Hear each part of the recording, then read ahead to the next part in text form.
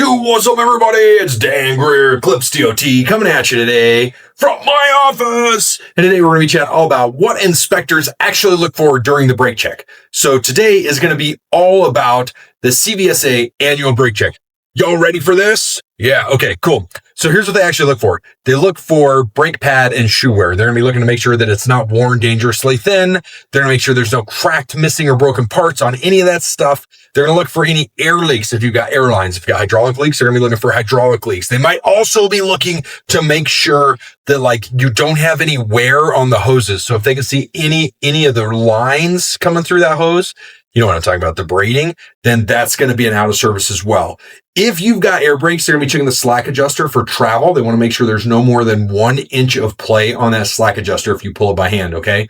Now, if you've got disc brakes and you've got air brakes, there's really no way to check for that slack adjuster travel at the moment. I'm not saying there's not going to be there because there's not really a slack adjuster there. It's kind of unique.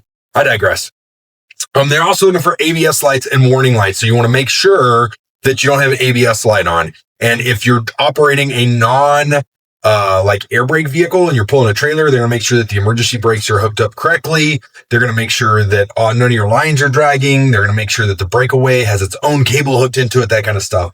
That's some of the stuff that they're looking for when inspectors actually go out there and get these brake inspections done. So as they go through this over the next week or so, as they're doing this brake safety check, that's what they're looking for. They're going to be also, checking air gauges and stuff like that. So if you've got air brakes, it gets a little bit more in depth, and they're going to be looking to make sure that, you have the proper air gauge at the proper air level. So what I mean by that is you don't have any air loss. Your low air alarm comes on at 60 PSI, stuff like that. So that's what they're after. Hope that helps. Hope you guys enjoyed. See you guys.